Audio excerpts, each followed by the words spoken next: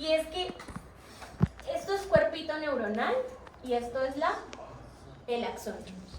Entonces, acá es acetilcolina y esa acetilcolina va directamente en el sistema nervioso simpático a producir noradrenalina o adrenalina, va directamente a los vasos del corazón en algunos casos y a los vasos sanguíneos. Pero si se fijan, el sistema simpático también hace un descanso en la glándula reina que se llama la suprarrenal. Y esta suprarrenal libera adrenalina que va riñones, corazón, ojos, bueno, infinidad de lugares. Y también tenemos que el sistema simpático, por medio de la acetilcolina, activa las glándulas sudoríparas. ¿Por qué creen que activa las glándulas sudoríparas? En el simpático. Para disminuir la temperatura. ¿Para qué, perdón? Termorregulación. ¿Tú qué me dijiste? Disminuir la temperatura.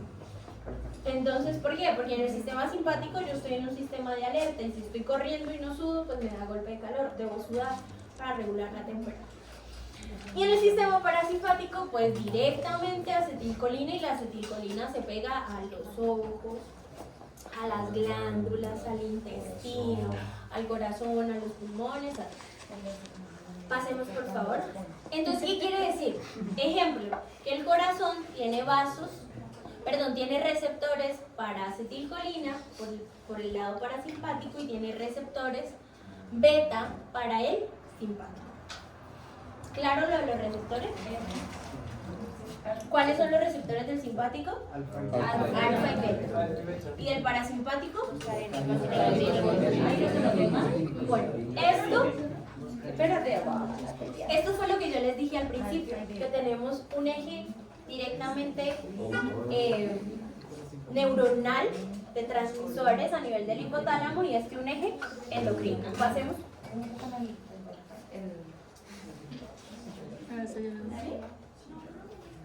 Ahí que está activo. El simpático. ¿Por qué? Porque si se lo pesca el toro, Murió. se llama. No, ahí está corriendo por su vida. Sí. Bueno, esta imagen súper bonita la encuentran en la SNEL. Snell. Se la aprenden de memoria. No sirve que la tengan en el celular. Si ustedes no ejercitan su memoria,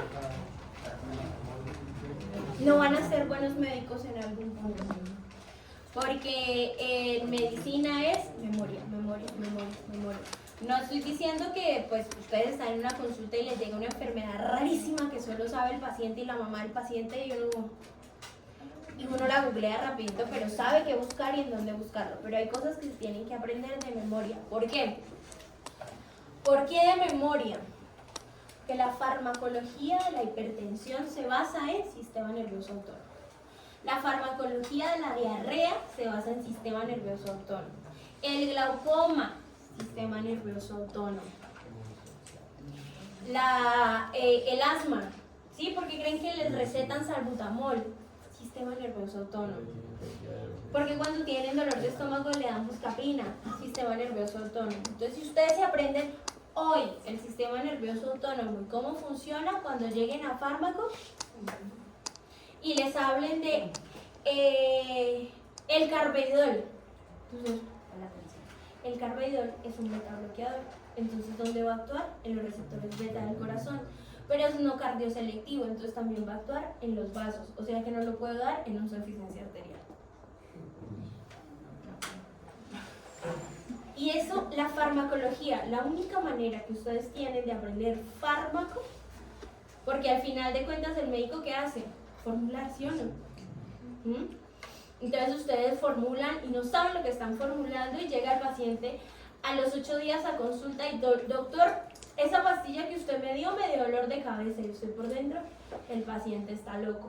No, sí, esa pastilla daba dolor de cabeza porque hacía bloqueo de los receptores alfa y ustedes no sabían porque no tenían clara la farmacocinética y farmacodinámica del medicamento. Entonces, este cuadrito hay que aprendérselo junto con el siguiente. Pero de acá, ¿qué tengo para decirles? Nada, lo mismo que les estaba hablando. Los receptores, el mecanismo de acción. Y esto que está acá son los fármacos que lo bloquean y los fármacos que lo estimulan. Entonces acá está, mira, atropina y escopolamina.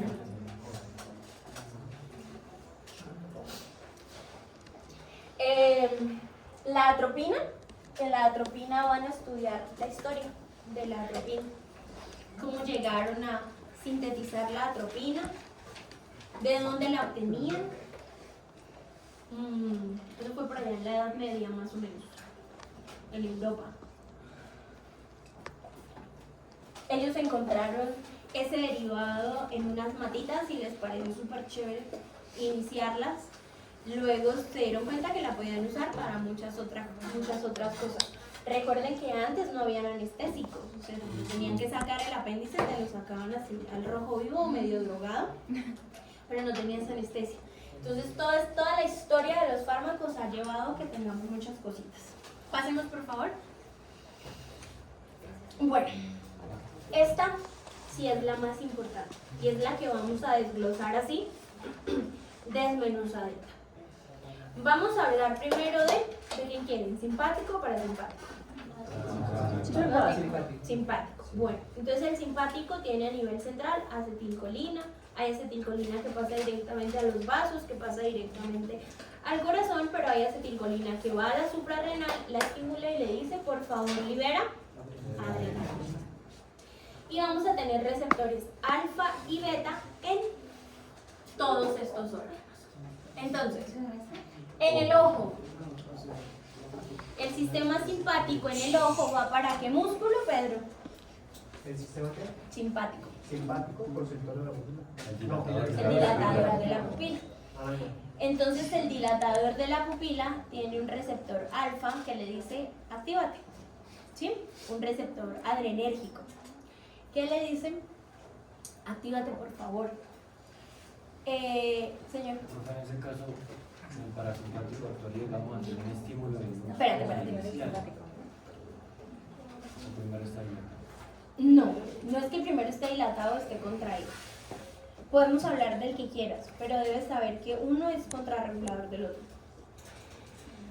O sea, no es que primero yo tenga la pupila dilatada, que estoy en simpático, y luego la contraigo en parasimpático. No, eso depende de la estimulación de la luz. Profe, ¿eso quiere decir que es uno de los pocos músculos que puede hacer las dos cosas al mismo tiempo? Es que está el dilatador y está el constrictor. Sí, lo que pasa es que yo tengo entendido que el músculo tiene la peculiaridad de que no puede estar en los dos estados al mismo tiempo. O sea, No, ya de contraer. porque es que el dilatador abre y el constrictor cierra, son dos diferentes. Pues sí, pero por ejemplo cuando estamos en un estado normal, o sea, en la tablita del tipo de pupilas parecía una pupila que estaba, o sea... Pero tu estado normal ahorita es diferente al de las 2 de la tarde, con el sol. Isocórica, las que son iguales. Isocórica es que son iguales, depende del tamaño. Señor, Profe, una preguntita. ¿qué tiene que ver con esto? Sí, exacto, lo de las pupilas. Ajá. ¿Hay algún síntoma, algún signo que literalmente pasa eso? Como que los dos se activen o se desactivan al mismo tiempo. Disautonomías en las diabetes. El diabético tiene una disautonomía, pero es que va caminando y el corazón se le detiene y tiene diarreas constantes. Y hay otros pacientes como por ejemplo con artritis o algo que tienen disautonomías. Generalmente esas disautonomías es sudoración, bradicardia, hipotensión. Bueno, entonces, ¿qué hace el simpático en la pupila? Va directamente al dilatador de la pupila y le dice dilates, porque debe estar grande. Debo tener un mayor campo visual para el peligro, ¿sí? Si estamos hablando de peligro para correr, para salir huyendo, para lo que sea. En las glándulas, ¿qué glándulas aparecen ahí? Casi un poder. La primaria,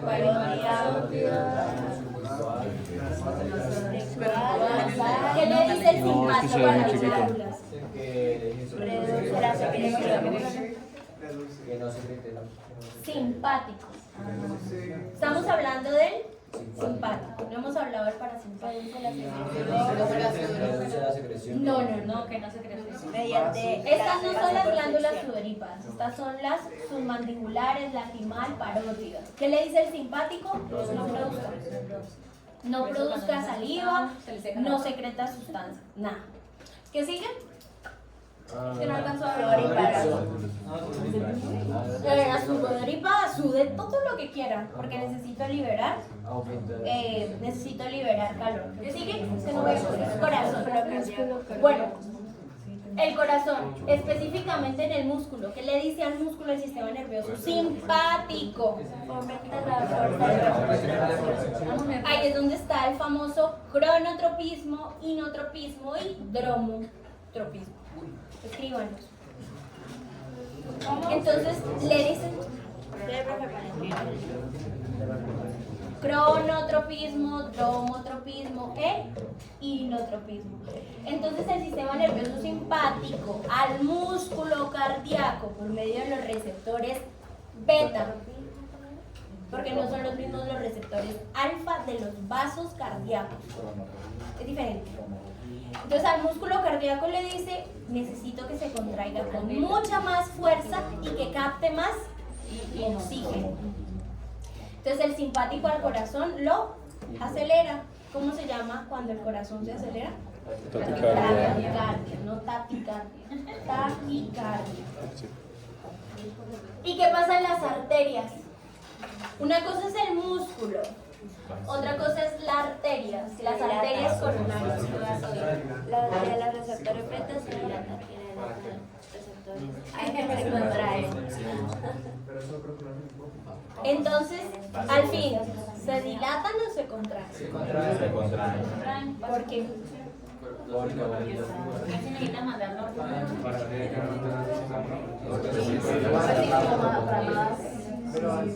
Entonces, las arterias coronarias tienen dos tipos de receptores, receptores beta y receptores alfa. Sigue siendo el mismo neurotransmisor. Si me pego al receptor alfa, ¿qué le digo a las coronarias? ¿Que se qué? Que se contraen.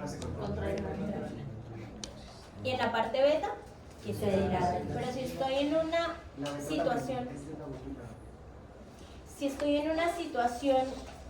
de estrés, lo que necesito es mayor flujo sanguíneo. ¿Obtengo mayor flujo sanguíneo en un vaso grande o en un vaso pequeño? Pequeño. Y si ese vaso tiene la mitad del vaso está lleno de grasa, Aún más rápido. entonces, ¿de una rabia te puedes infartar? Sí. Porque reduzco la luz del vaso. Entonces el flujo que iba, porque recuerden que las arterias son epicárdicas y luego son subepicárdicas, ellas se meten luego dentro del músculo. Entonces mi arteria más chiquitita es la que se va a lesionar si no le llega un adecuado flujo sanguíneo. Bueno, ¿qué sigue abajo? No veamos. Pulmones. Entonces, ¿dónde están los receptores beta? ¿En los pulmones? En el músculo. En el músculo liso. A ver, bronquio, cartílago, músculo. ¿El cartílago se expande y se contrae? No, es el músculo el que se expande y se contrae. Entonces los receptores beta en el músculo liso bronquial, ¿qué le dicen al músculo liso bronquial? ¿Por qué? Porque si voy corriendo, ¿qué tengo que hacer? Aumentar. Que entre más aire a los alvéolos para que se dé el intercambio gaseoso. ¿Qué más dice de los pulmones? Dice, relaja, dilata los Uno es músculo liso bronquial Habla y de abajo secreción. dice arterias. bronquiales. La secreción bronquial en el simpático X. Recuerde que moco, saliva, diarrea, parasimpático. La única sustancia que secreta el simpático se llama sudor, nada más. Pulmones. ¿Qué le decimos a las arterias bronquiales? Que se contraigan porque necesito un mayor flujo y ese mayor flujo hace que el músculo se dilate. ¿Listo? Bueno. ¿Qué sigue? Tubo gastrointestinal. El simpático al tubo gastrointestinal, ¿qué le dice? No funciona. No necesito que digiera la comida, no necesito que produzca popó, no necesito que haga nada. Usted parálisis. ¿Qué le decimos al hígado? Que secrete más insulina, ¿no? Para que el azúcar... La insulina está en el páncreas. ¿Cómo almacenamos glucosa? Glucógeno. En forma de glucógeno. ¿En dónde? El hígado. En el músculo y en el Hígado. hígado. Si yo estoy corriendo, ¿qué necesito? Glucógeno. Azúcar. Entonces voy al hígado y le digo, deme todo el glucógeno que tiene porque lo voy a desdoblar y lo voy a convertir en glucosa. ¿Y esa glucosa para dónde va? Cerebro, corazón, riñón. Bueno. Vesícula biliar. ¿Por qué la relaja? ¿Para qué me sirve la vesícula biliar? La bilis... Controla la secreción de bilis para la emulsificación de las grasas. ¿Necesito digerir algo? No. Entonces, ¿qué hago? Relajo el músculo de la vesícula. La vesícula es una bolsa que cuando necesito bilis, lo que hago es contraerla para que salga la bilis por el conducto. Entonces, en este caso le digo, relájese. O sea, usted es la que menos necesito ahorita. Sigamos. Vesícula, riñón. ¿Qué creen que les digo al riñón? Suprarrenal. No, suprarrenal no, riñón. Me voy para el sistema juxtaglomerular del riñón y voy y le digo a la arteriola ¿Qué filtro? aferente. Tiene que filtrar más electrolitos. Todavía no. No estoy con el eje neuronal, sino solamente estoy diciéndole a mi arteriola que qué. Sí, mira, física. ¿Cómo son los vasos? Un tubo. Si un tubo está grande, ¿cómo es la velocidad del flujo? Menor. Lento. Si un tubo está delgado, ¿cómo es la velocidad del flujo? Mayor. Rápido. ¿Necesito filtrar más sangre? ¿Sí o no? Sí. ¿Y ahí qué dice? ¿Qué pasa en el riñón? En las arteriolas del riñón. Hacen Es que no se ve. para la construcción ¿Qué de es las... eso? Tampoco se ve. Se dice que hay contracción de las arterias, disminuye a la contracción de las arterias. Disminuyo la producción de orina y aumento la filtración. Y hago una reabsorción de ese filtrado. Yo no necesito producir orina porque la orina, ¿en qué se traduce? En que estoy perdiendo agua y sal. El agua no está sola, siempre el agua está con la sal, con el sodio. Entonces, yo necesito retener sodio y retener agua porque necesito volumen y efectivo y sangre que se mueva en ¿qué? Riñón, cerebro, corazón, músculos. Ya estoy perdiendo agua, ¿por dónde? Por el sudor. O sea que lo que menos tengo que producir es orina. Por eso en un estado de alerta, ejemplo, tú vas por la calle y te atropella un carro y te lesionas una arteria y empiezas a perder sangre por esa arteria, tu cuerpo activa el sistema simpático produciendo mayor taquicardia, mayor contracción de las arterias y estresa al riñón diciéndole filtra pero no produzcas orina. Si eso se mantiene en el tiempo, el glomérulo se muere. Hay una enfermedad renal aguda por pérdida de volumen. Entonces, acá sí actúa el sistema juxtaglomerular y te dice, ok, estás reteniendo más sodio, estás reteniendo más agua porque se activó el sistema parasimpático. ¿Esto qué quiere decir? Que debo elevar mi presión arterial produciendo renin-angiotensina aldosterona. Antes no. ¿Listo? Entonces, si aumenta la filtración o la velocidad en que la sangre se mueve en el glomérulo, porque acuérdense que entra la arteriola aferente a todo el sistema de los podocitos del glomérulo y el glomérulo se encarga de, si son, como por ejemplo el azúcar que tiene alto peso molecular, él no pasa al túbulo contorneado proximal, sino se regresa para la sangre, ¿sí? Pero por ejemplo el sodio sí puede pasar, aunque más adelante se reabsorbe. Pero en general le decimos al riñón, filtre. Necesitamos que filtre, o sea que usted funcione, pero no produzca orina. O sea que todo lo que filtre en el glomérulo, reabsórbalo. ¿En dónde lo vamos a reabsorber? Ya sea en el asa de Henle o en el túbulo contorneado distal. Porque lo que sale del túbulo contorneado distal al túbulo colector es chichi. ¿Listo? Es orina. Entonces miles de glomérulos están produciendo una gotita de orina que se transforma en los 500 mililitros de chichi que vas a hacer al rato. ¿Qué sigue? Vejiga. La vejiga no se la voy a explicar.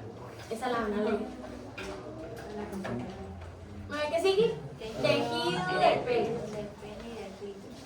No. Sí. Sí, el pene y el clítoris. Ellos son embriológicamente similares. Entonces, en el clítoris y en el pene, en ese tipo de tejido, lo que hago, el simpático no actúa ahí, sino que le dice que ese vuelva erecto. Y el simpático, luego sí, en la eyaculación le dice puedes eyacular. O sea, para tener una erección hay que estar relajados y para eyacular hay que activar el sistema simpático. Las arterias, bueno, las arterias las vamos a dividir en las que están en la piel, en las que están en el músculo y las que están en el abdomen. ¿Qué pasa con la piel? ¿Cómo se pone la piel cuando estamos corriendo? Y caliente. ¿Sí? Está caliente, ¿por qué? Porque el músculo está caliente. Necesito activar la circulación que voy a llevar al músculo y a la piel. En el abdomen hay contracción, porque se activa la circulación a nivel abdominal, pero lo que hago es absorber agua. Llevarme toda el agua que haya en cualquier órgano que en el momento no me sirva. ¿Por qué me sirve el estómago en el momento que estoy corriendo? Para nada, para hacer estorbo. Entonces le saco toda el agua que tiene los vasos del estómago y me la llevo ¿para dónde? Cerebro, corazón, riñón y músculos. Tiene el músculo. ¿Qué necesitamos? En el músculo necesitamos que haya un adecuado flujo de esa sangre, o sea que se contraiga, para llevar más oxígeno a ese músculo. Pero generalmente es alfa, es activación alfa. ¿Acá qué dice? Los pirolectores, pues los pelitos. Por eso se pone la piel de gallo. Y en la suprarrenal, ¿qué me ibas a decir de la suprarrenal?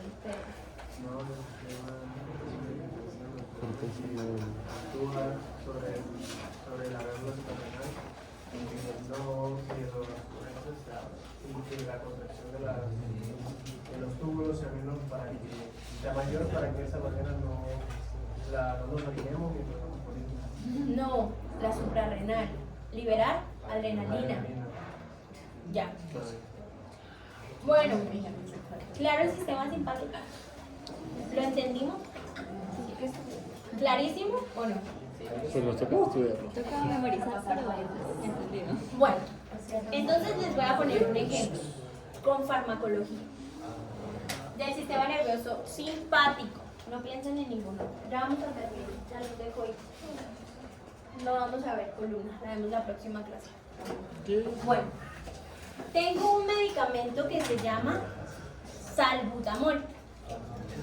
El salbutamol pertenece al grupo farmacológico de los beta-adrenérgicos. O sea que es un beta-estimulador. ¿Listo? Entonces el salbutamol, ¿qué va a hacer? Se va a pegar a los receptores beta. A todos. No le interesa dónde esté. Si yo me llamo, este salón se llama corazón y el siguiente salón se llama pulmón. El salbutamol va para el pulmón y se pega al receptor beta del pulmón. Pero en su recorrido llega al corazón y dice, acá dice beta, o sea que también me puedo pegar. Entonces, ¿qué sucede? ¿Qué hacen los receptores beta a nivel cardíaco? Aceleran. Y yo soy un estimulante. No me llamo adrenalina, pero el receptor es el mismo. Entonces llego y me pego al receptor beta del corazón y le digo, bueno, lata todo lo que da. Hágale. Y produzco taquicardia. Pero el salbutamol, ¿su fin era producir taquicardia? No. Porque él iba para los receptores beta del músculo liso bronquial. Y ahí el salbutamol, ¿qué le dice al músculo liso bronquial?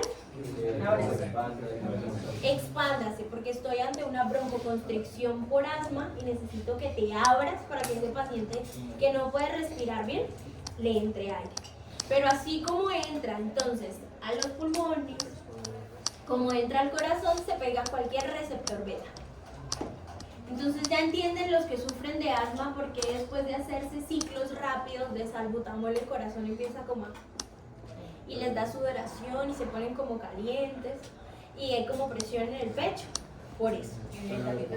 Pero digamos que entonces es un paciente de 25 años que no tiene ningún problema cardíaco.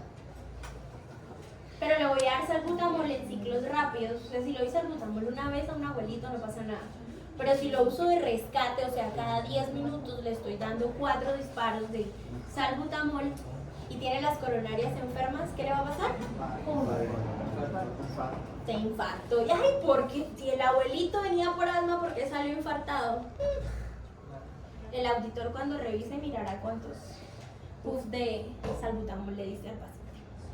Profe, entonces en ese caso no hay un medicamento que nos estimule también el corazón. Sí, ya voy para allá, pero es parasimpático. No, porque la beclometasona es un inmunomodulador.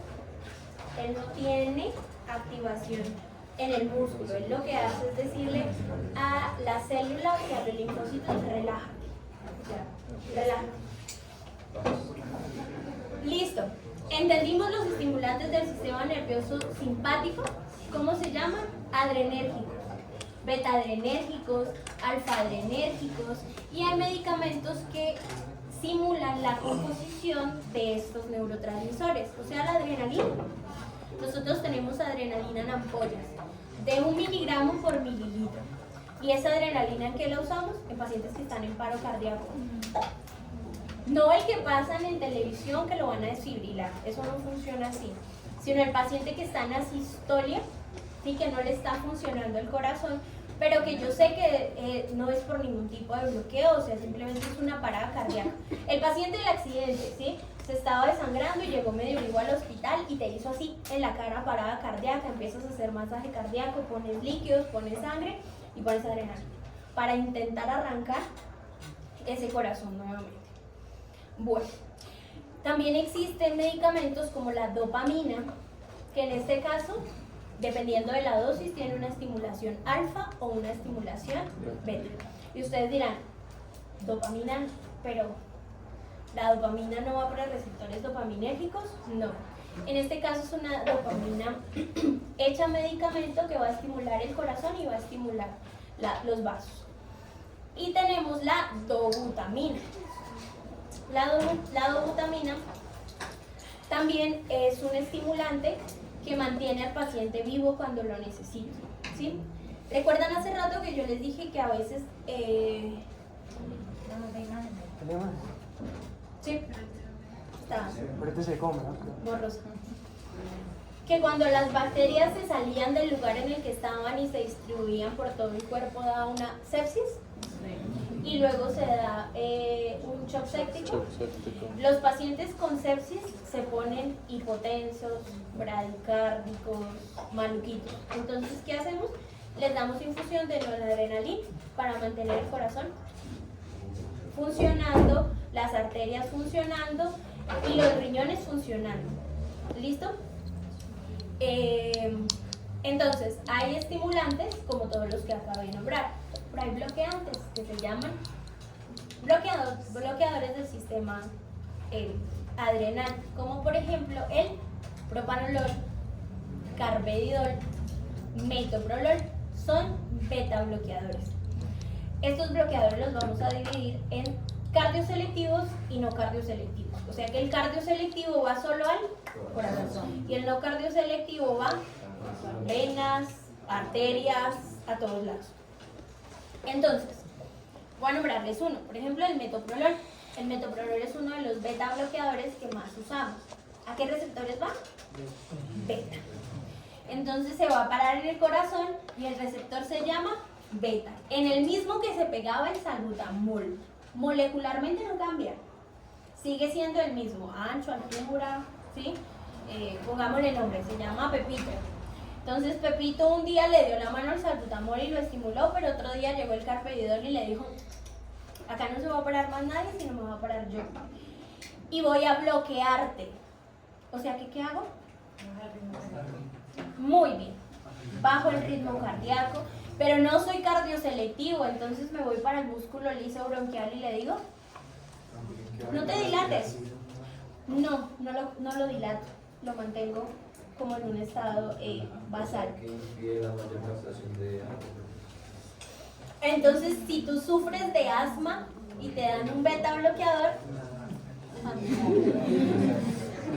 se pone peluda la cosa con la farmacología, ¿cierto? Porque es un Tetris, hay que saber qué pongo, qué quito. Por eso si usted va a la consulta y le dicen que es hipertenso y no le preguntan el resto de cosas,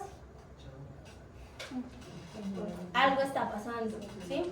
Bueno, entonces los bloqueantes pueden ser beta y pueden ser alfa, como por ejemplo la prazosina, es un antihipertensivo, alfa bloqueador, pero de tipo central. Entonces voy a bajar la presión bloqueando los receptores alfa, pero a nivel cerebral. Por eso al paciente le puede dar mareo, náuseas, dolor de cabeza e impotencia sexual.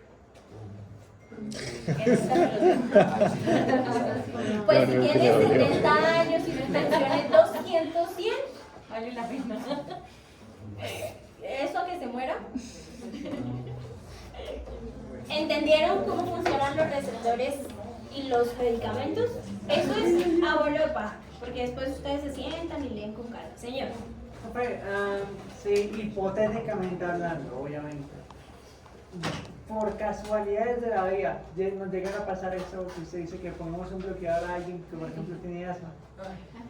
¿Qué hacemos ahí? Pues rogar que no le dé una crisis asmática, que tenga a la mano el salbutamol.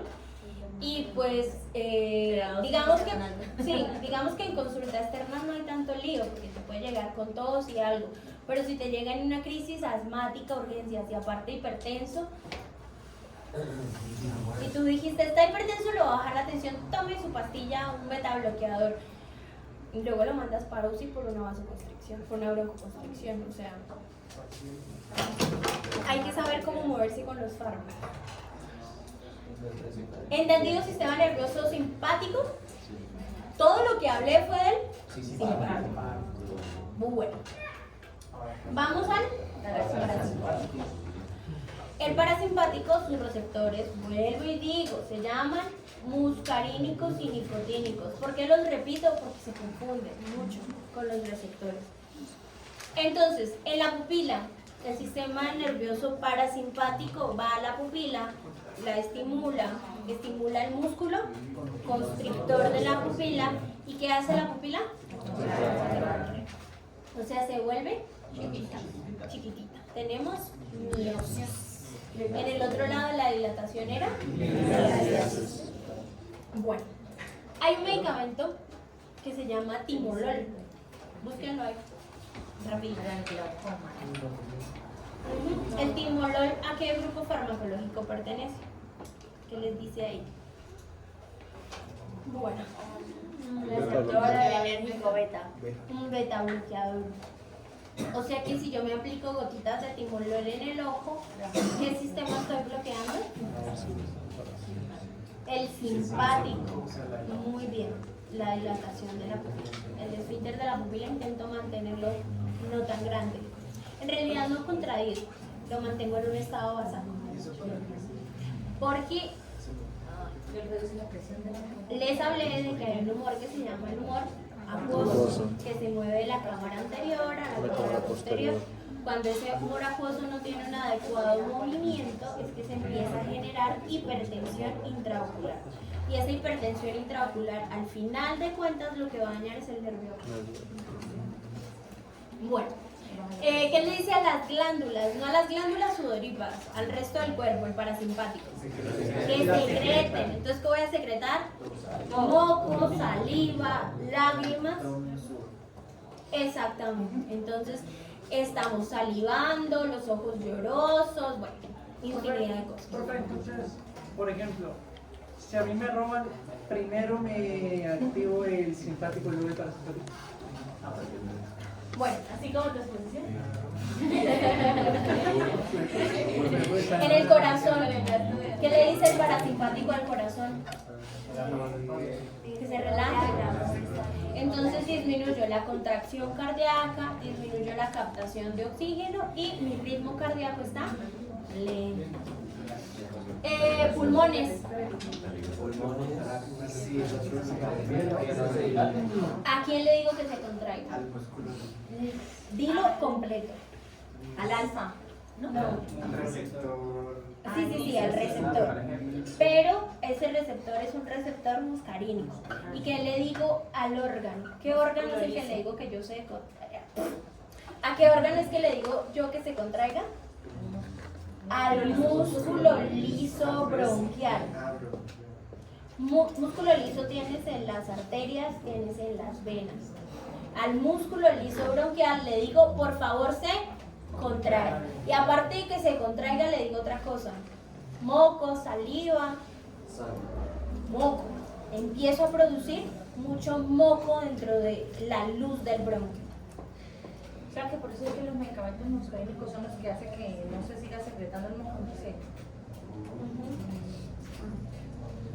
Entonces, ¿qué le digo al tubo gastrointestinal? El parasimpático. La pregunta es que se relaja. Señor, Cuando uno se siente triste y llora, sí. Ah, bien, ¿qué?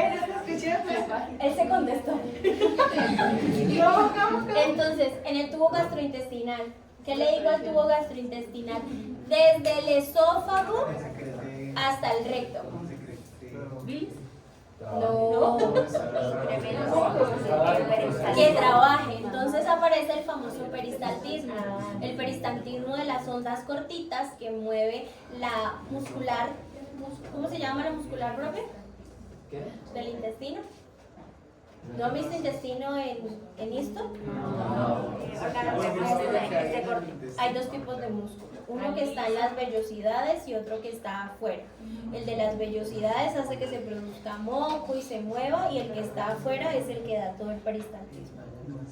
Muscularis. Desde el esófago hasta el recto. Entonces, activo la digestión. Entonces muevo la comida desde el esófago hasta el recto. Y aparte de que muevo la comida, ¿qué necesito para mover lo que me comí? Sí, pero no. El peristaltismo lo muevo, pero si es una cosa seca, es moco, agua, ácido clorhídrico. Le digo al estómago, libere ácido clorhídrico porque va a venir comida. Eso es lo que pasa cuando hueles la comida, ¿sí? Son las 12 más o menos y vas caminando y hueles carne. ¿Qué pasa en el estómago? Empieza a hacer... ¿Qué estás liberando? Ácido clorhídrico, y estás liberando moco. En el estómago. Estómago. Porque acuérdate que en el estómago tú no haces ningún tipo de digestión. En el duodeno, el mismo sistema parasimpático va a liberar lipasas, va a liberar bilis, ahí sí viene la bilis. Por eso cuando ustedes les van a hacer una ecografía de abdomen, les dicen cómo estén ayunas para poder ver la vesícula gordita. Si tú comes, la vesícula se contrae. Entonces ahí sí libero bilis, lipasas, amilasas, libero todas las enzimas pancreáticas para poder producir lo que llegó al estómago, lo empaqueté y lo pasé. Y de ahí pues el yeyuno, el ilion, cuando llego al colon, entonces al colon le digo síguete moviendo, pero allá no secreto, ahí absorbe para formar el bolo fecal. Y luego sí, pues vamos directamente a hacer popó. En la vejiga depende. La vejiga la van a estudiar ustedes. En el hígado no hace nada. En la vesícula biliar, que le digo que se contraiga porque necesito liberar bilis. Y ya. Prácticamente. Eso es lo que hace el parasimpático. Entonces, vamos a hablar de un medicamento que se llama la atropina. La atropina es un medicamento que se pega en los receptores muscarínicos y nicotínicos. Pero ustedes dirán, ¿qué función tiene la atropina?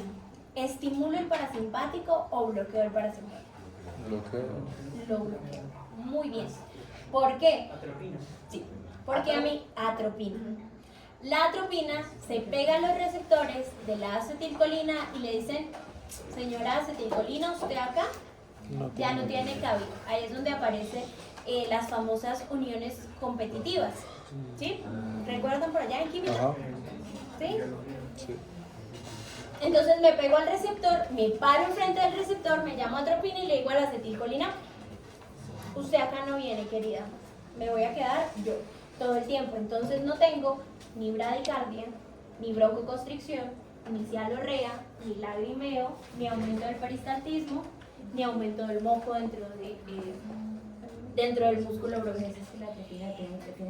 La verdad, la mayoría de medicamentos con fines medicamentosos no estimulan el parasimpático.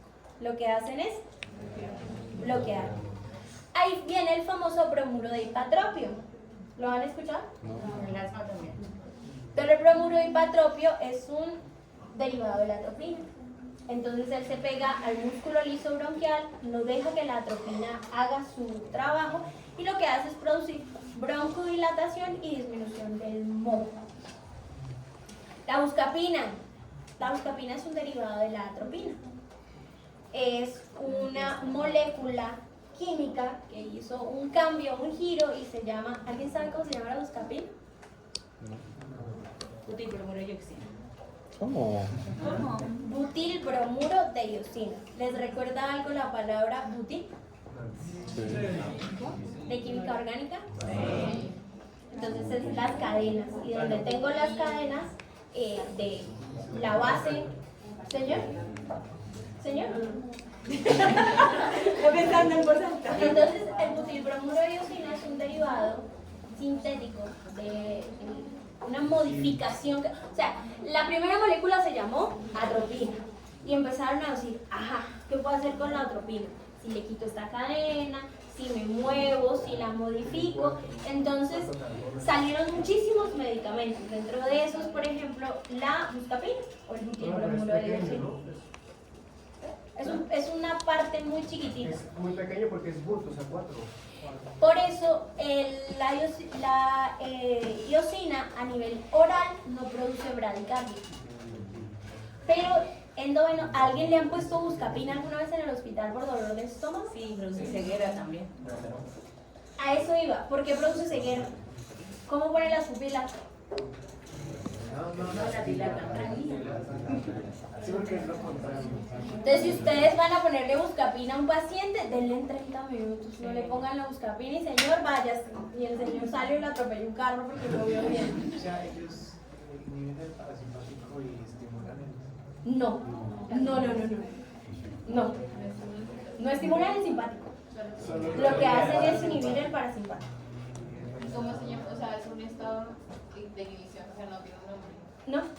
Sí, pero es que no dura mucho, porque la iosina se para un ratico, en el intestino sí dura, porque la buscapina en el intestino, ¿qué hace? Disminuye el peristaltismo, disminuye la secreción, porque cuando tienes diarrea, ¿qué es lo que te duele? O sea, si uno tiene diarrea, empieza el sonido, ¿cierto? Luego el dolor, el cólico y tú, ok, si no tengo un baño cerca, estoy en problemas. ¿Por qué? Y te sientas y es una diarrea explosiva y sale agua y sale moco. Porque tienes el sistema parasimpático supremamente activo en la digestión. Entonces la iosina lo que va a hacer es, relájate músculo, no vamos a tener tantas contracciones y bajémosle un poquito a la secreción de moco y de líquido. Él no es un antidiarrea, no para la diarrea. Sí, si te comiste, no voy a decir comida en dónde, pero...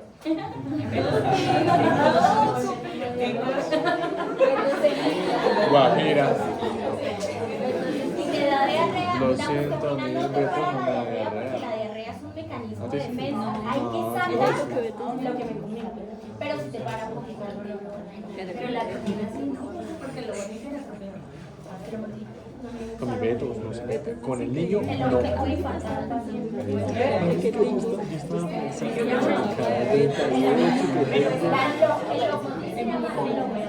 Yo estaba pensando, ya que me iba a picar el frente, pero pues, esperaba. El lomotil es el nombre comercial de la loperamida. Lo que quieras. Ignora, Víctor.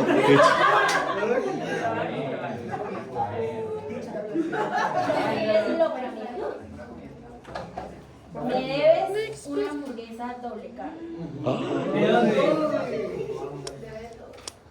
Sí. Ay, sí. Yo era profesora de farmacología. ¿Por qué? Entonces, ¿cuál es la atropina? ¿La atropina se llama atropina? No, pero hay una cantidad de ricos de la ¿Qué tiene atropina? La verdad, los diarreicos no me gustan. Bueno, búscalo y me dices, pero no es el lomotil, me ves una hamburguesa. Doble carne. Ya que estamos aquí, son tres. Entonces, la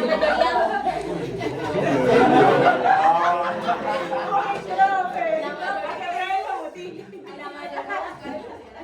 La mayoría de fármacos del sistema parasimpático lo que hacen es bloquear el sistema parasimpático. ¿Listo? ¿Claros hasta acá? Pero no lo hacen, por ejemplo, algunos medicamentos o venenos.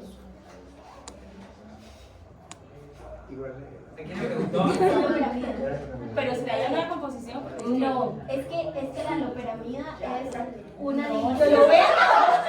Yo lo veo y sé que tiene atropina. Ya que otro Pero es viendo, que, porque es por ejemplo, es como que tú me digas que la hidrocodona es morfina, ¿sí? Porque es un derivado de la morfina, igual que la codeína.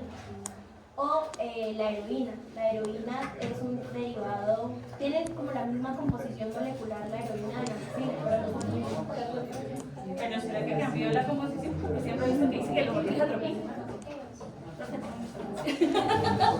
Bueno, hay un veneno que se llama comúnmente campeón, ¿sí? Y se lo usamos para matar ratitas. Y hay otro veneno, pues que en realidad no es un veneno, es un organofosforado que lo usan las personas del campo para fumigar la papa. ¿Sí? Son dos tipos diferentes de veneno. El organofosforado es él se pega irreversiblemente a la acetilcolinesterasa. Irreversiblemente. Y el campeón, que es un carbamato, se pega reversiblemente a la acetilcolinesterasa. ¿Qué función tiene la acetilcolinesterasa? Ayuda a que la acetilcolina se suelte del receptor. Degradar la acetilcolina.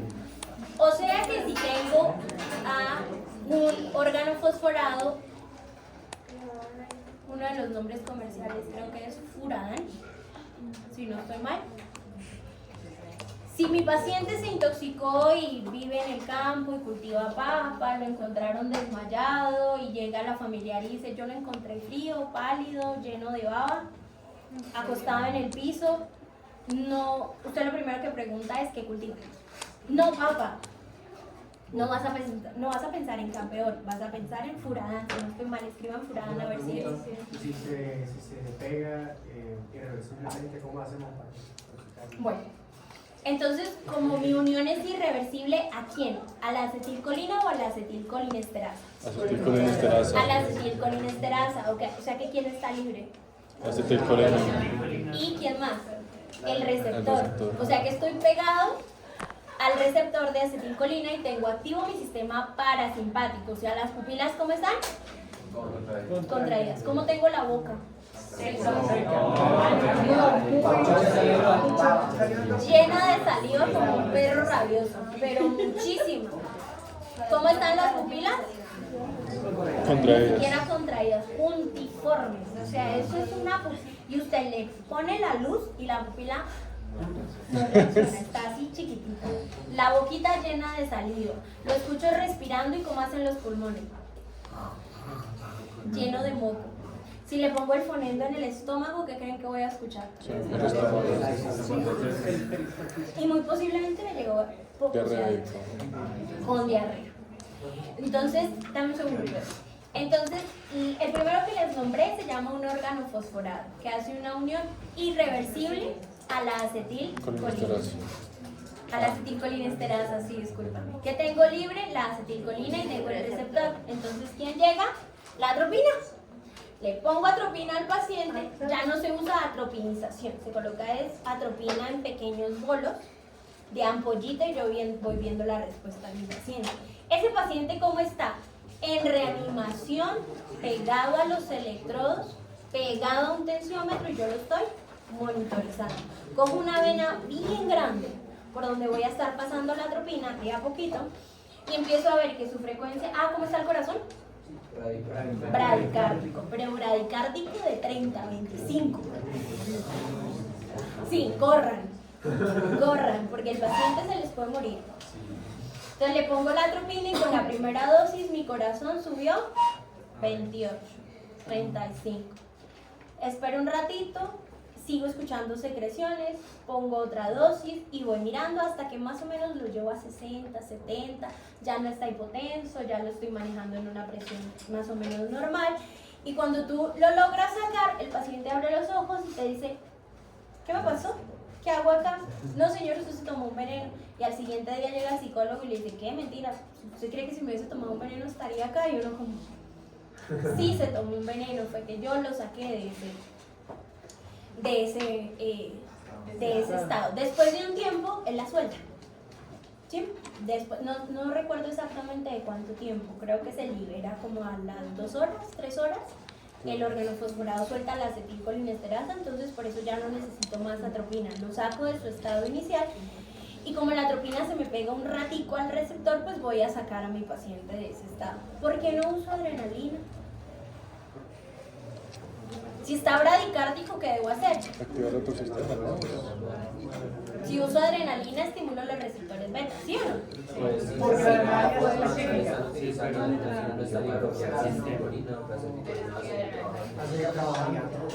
Entonces, cuando les llegue un paciente intoxicado por un carbamato o un órgano fosforado, no le pongan adrenalina, se pone atropina. Y eso se llama un síndrome colinérgico. En medicina interna hay un capítulo que se llama toxidromes. Entonces uno mira toxidromes por serotonina, toxidromes por dopamina, toxidromes por amitriptilina, intoxicación por cualquier tipo de medicamentos y dentro de esos está el síndrome colinérgico. ¿Cómo se ve el síndrome colinérgico? Pupilas puntiformes, cialorrea, lagrimeo, abundantes secreciones a nivel bronquial, abundantes secreciones a nivel gastrointestinal. No se pongan a pensar en cebras si lo que tienen es un caballo ahí enfrente. Es acetilcolina, no es otra cosa. No se pongan a pensar, ay, se tomaría un derivado de la morfina. No, tiene todos los síntomas de un síndrome colinérgico. ¿Qué pasaría si se le aplica adrenalina en lugar de Atropina. Nunca le vas a elevar Claro, si frecuencia tiene cardíaca. síntomas de parasimpático, ¿no? Se está muriendo de parasimpático. ¿Claro eso está acá? ¿Es verdad que cuando el veneno se toma en menor cantidad es más nocivo que cuando es más grande? Depende del veneno. Porque, por ejemplo, si se toman un veneno que se llama Guayaquil, el Guayaquil es un veneno paralizante para las ratas, pero el antídoto es el aguardiente. Entonces, ¿Por qué los aguardientes? Okay. Pero, o sea, ¿con todo el trago o...? ¿Qué? ¿Con todo el trago o solamente aguardiente? No, pues lo más barato, aguardiente. Ok. Pues no le vas a poner una Whisky. ¿Claro eso hasta acá? Sí. ¿Entendimos? Sistema nervioso autónomo es un tema muy bonito, pero sé que salieron de acá sí. Sí, tendría que tener mucho más. Vuelven y estudian y van a entender muchas cositas. Léanlo. Para la Ahí es del próxima- sistema nervioso. Solo del sistema autónomo. Cuello, usamos cuello. La próxima semana. Importante, estudien los neurotransmisores, estudien los receptores y lo más importante, Los que mencionamos hoy. sí. la función que ejerce ese neurotransmisor. Respecto al sistema entorno. Profe, ¿y había otra imagen? ¿Había otra imagen después de esto? Lo mismo. La Eso fue anterior. lo que yo dije, pero es que mira, no. Acá que vamos a hablar específicamente del vago. Pues entonces te va a decir que el vago llega al corazón que produce bradicardia. Pero las ramas simpáticas que producen taquicardia. En los pulmones, broncoconstricción y broncoconstricción. Listo. Luego está el coquino. Es la única que hay. No,